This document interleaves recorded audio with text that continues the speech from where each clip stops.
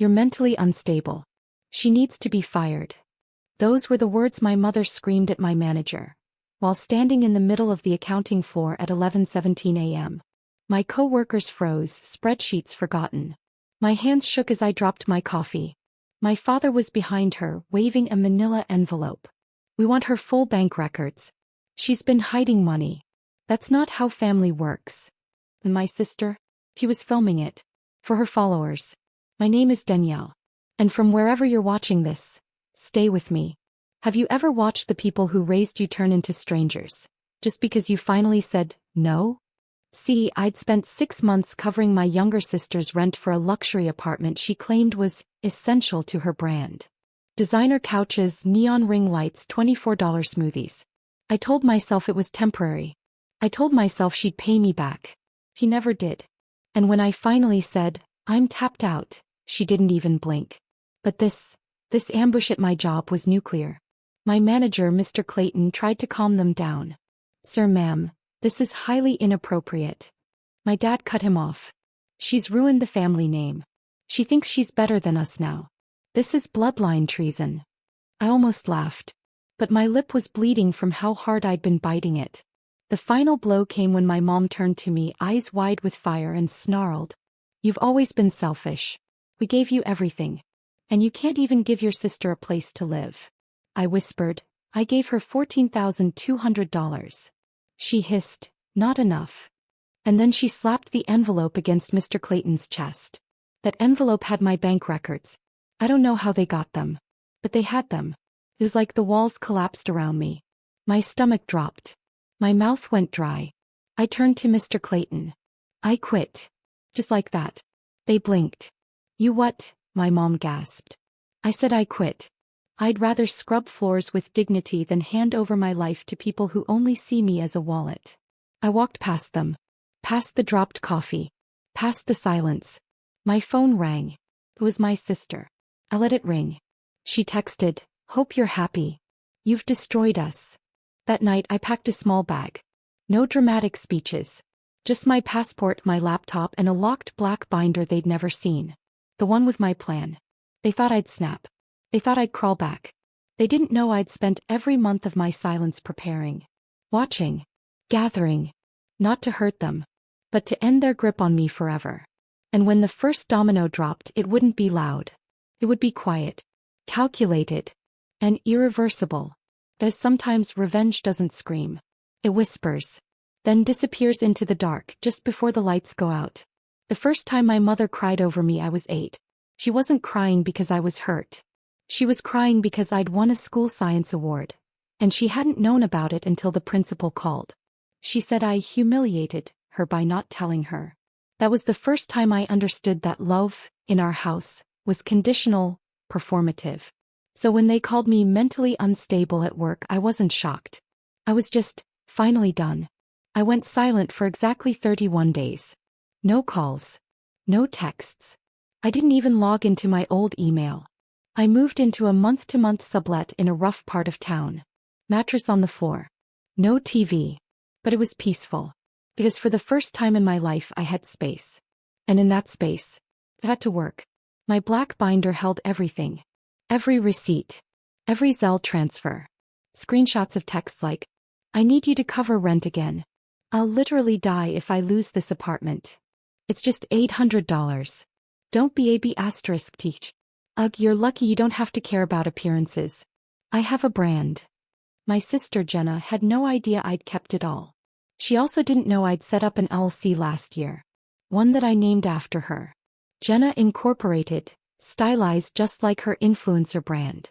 I made sure to register the name, buy the domain, and even set up a matching Gmail address. All perfectly legal. All mine. Then I did something I'd been dreaming of. I filed a DMCA takedown on her entire Instagram and TikTok presence. The platform's auto-detection system couldn't tell the difference. Her brand got flagged. Hard. By day 34 she was locked out of all her accounts. Sponsors started pulling out. One of her skincare affiliates emailed me thinking I was her manager. I politely told them she was no longer with the company and that further impersonation attempts may result in legal action. The panic started creeping in. First came the email from my mom. What did you do to Jenna's page? She's crying non-stop. Then a voicemail from my dad. This isn't funny, Danielle. You've made your point. Fix it. Then the text. You selfish brat. You're acting like a villain. Undo it now and we'll forget everything. But I was just getting started. That same week I sent out 4 anonymous tips. To the IRS. To her leasing office. To 2 of her biggest sponsors. The message was simple. This influencer is living off unreported family funds and not disclosing gifts or sponsorships as required by FTC law. I didn't lie. I just let the truth walk into the light, wearing no makeup and a spotlight overhead. You want fame, Jenna? Here's your curtain call. By Friday, her face was red from sobbing in an Instagram story filmed on her friend's account. She said someone was trying to destroy her life. She didn't name me. He didn't have to. Because the real performance wasn't online. It was about to play out in real life. In her home. In her bank account. In her mirror. And I hadn't even opened Act 2. By day 42 Jenna's world was cracking. But mine was finally breathing. I'd picked up freelance work. Quiet, under-the-table bookkeeping for 2 small businesses who didn't care about degrees or drama. I worked nights, drank cheap coffee and slept like I hadn't in years. Meanwhile, Jenna's influencer crisis had gone full public. She posted a YouTube video titled, "They're Trying to Silence Me." In it, she cried for 26 minutes straight, dabbing her eyes with a Dior scarf like it was tissue. But there was one moment, just one, that made my stomach turn.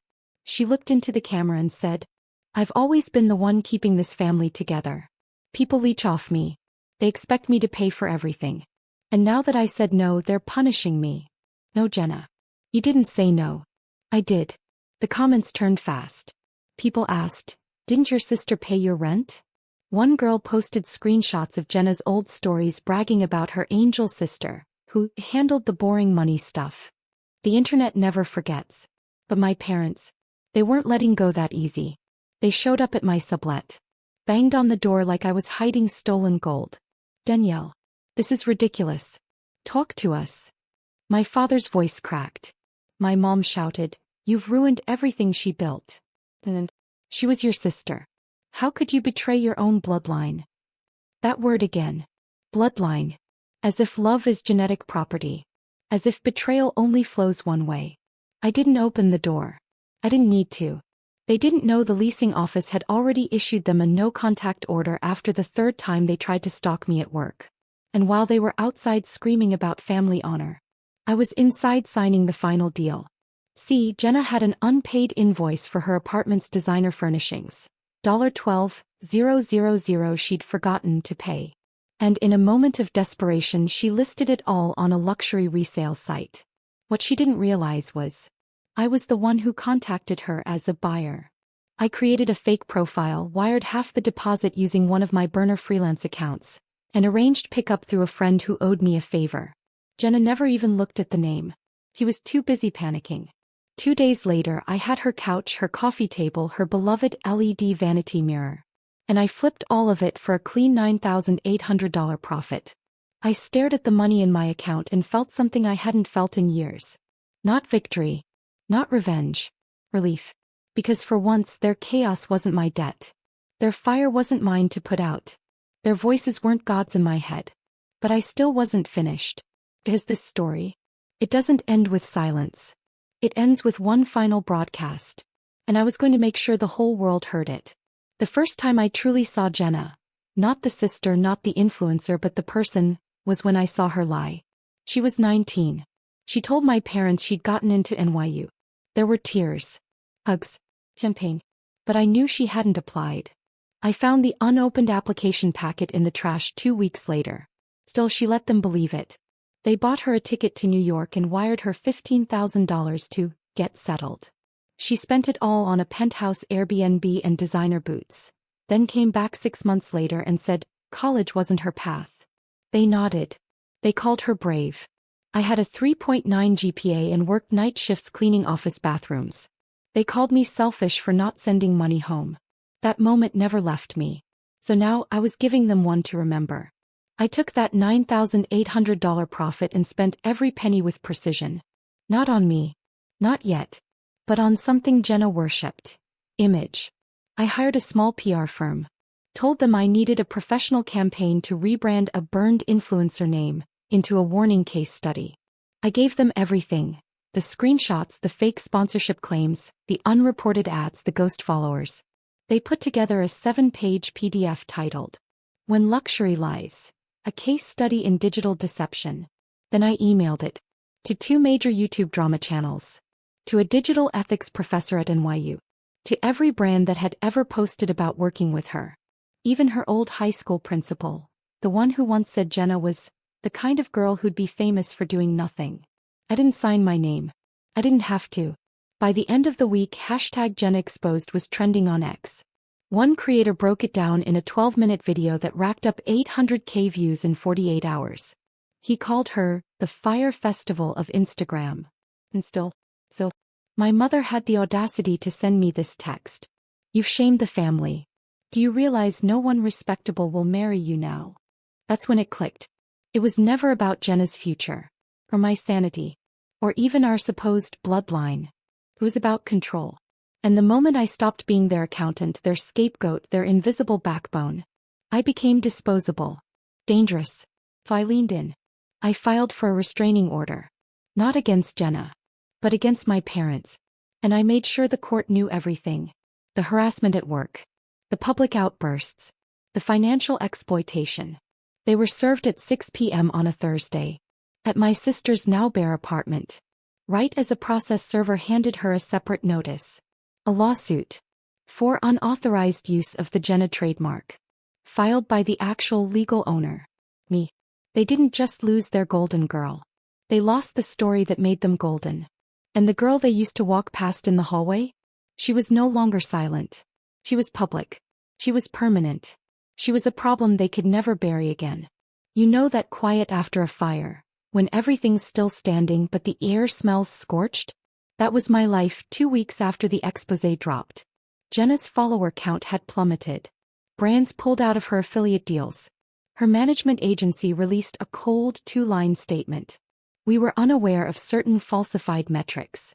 Ms. Carter is no longer represented by our firm." I didn't gloat. Didn't throw a party. Didn't even post a single word. Because revenge isn't about the flame. It's about what you build in the ashes. I started small.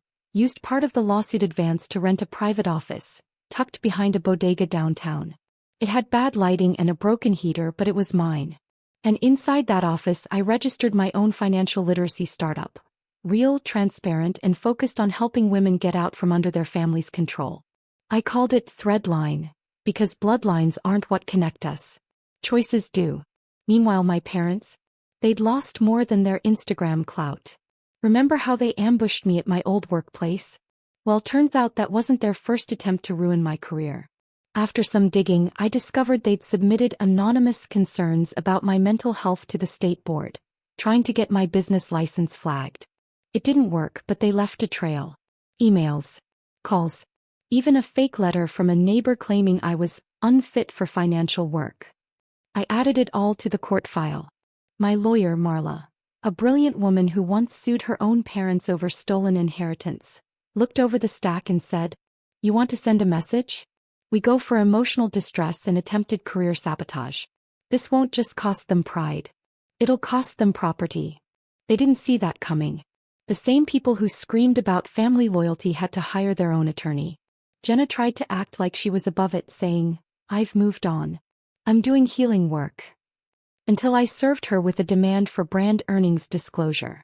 She'd made over $220,000 from content she built off my unpaid work. Spreadsheets, budgets, and contracts I managed behind the scenes. She used me like a ghost employee. Now she'd have to account for it all. So part of me wondered, was this too far? Was I becoming like them? Then I got a message. From a girl named Camille. She was 19. Her mom had forced her to co-sign a loan. Now she was drowning in debt and didn't know what to do.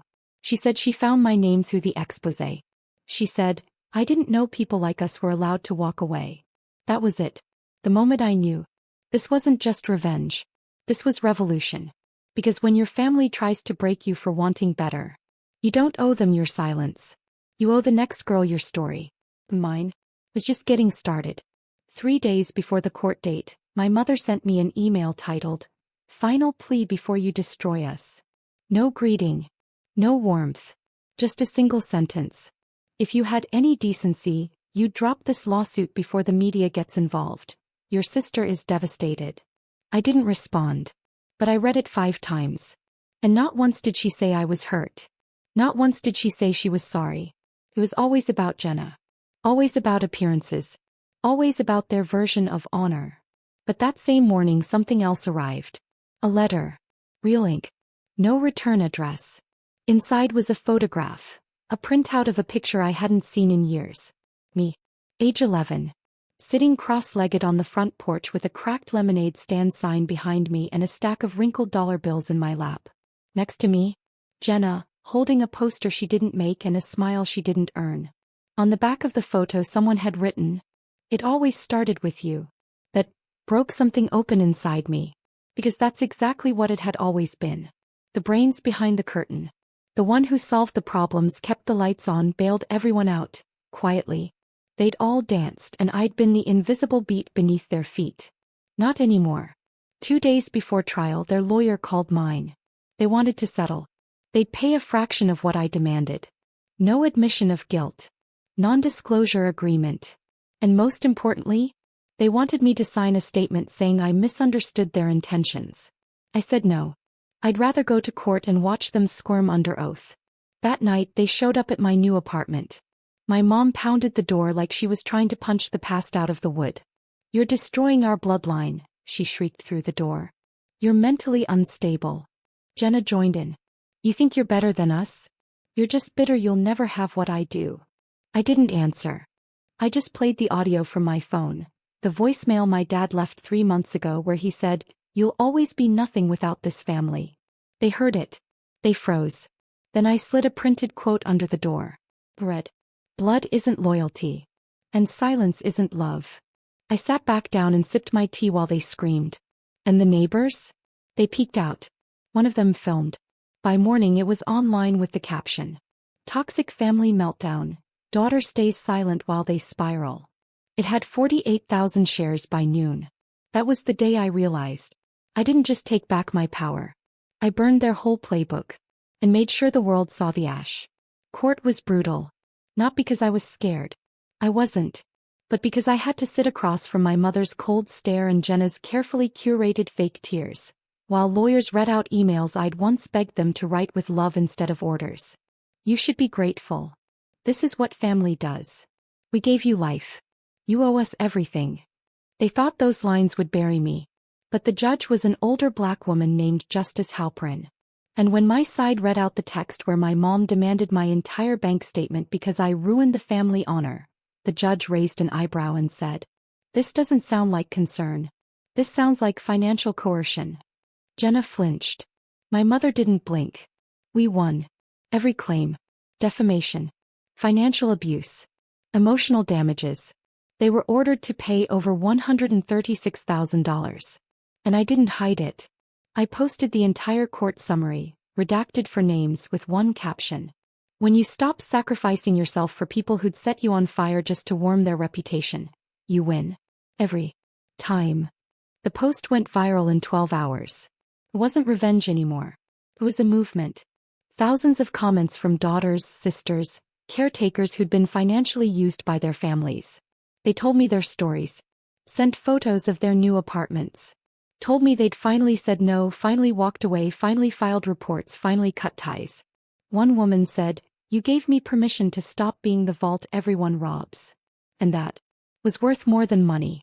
Meanwhile, Jenna tried to pivot. She posted a healing journey video in a silk robe beside a candle, whispering about family misunderstandings and mental health setbacks. But someone found her old tweets. The ones where she joked about me being the dusty sister who can't dress. And just like that, her last sponsor dropped her. My mom. She left a voicemail. "Hope you're happy. You've destroyed this family. You'll die alone." I didn't cry. I just smiled. The kind of smile you make when you finally stood up from kneeling. Because I had a family. Camille. Mia. Reba. Hundreds of women who built Threadline with me. A network of survivors not by blood, but by choice. We hosted our first conference that fall. And I walked in wearing the same exact $200 dress my mother had mocked. Only this time when I stood at the podium, every person in the room rose to their feet. Not because I was perfect, but because I'd finally stopped apologizing for existing. Because I learned something they never taught me. You don't ruin your family by telling the truth. You ruin yourself by burying it.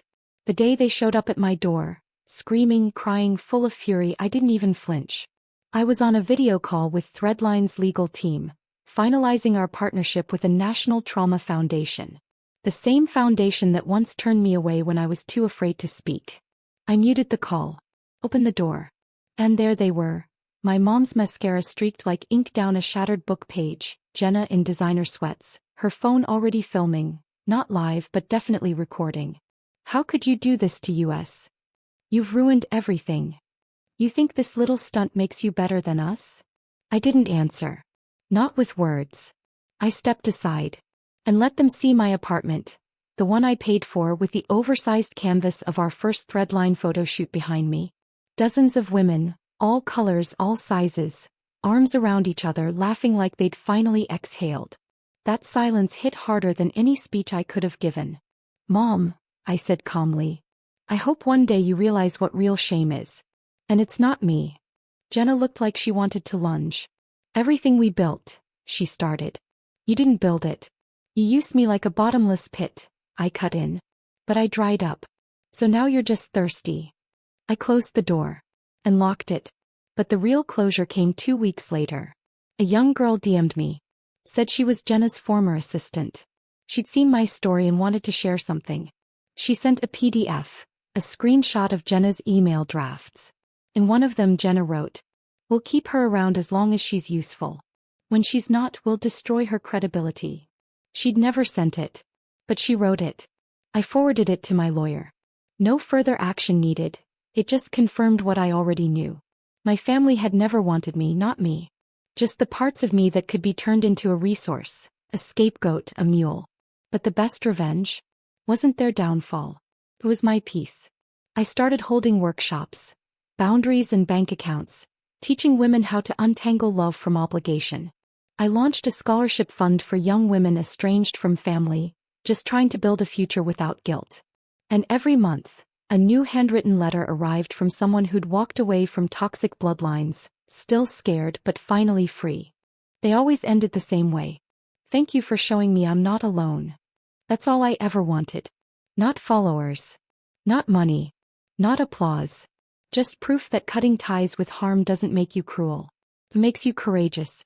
And that $200 dress? I had it framed. Not because it was expensive, but because it was the first thing I ever bought for myself that didn't require anyone's approval. My sister called me a shame. My mother called me ungrateful. But the truth? I was never meant to decorate their fantasy. I was born to redesign the narrative. And I did. On my terms.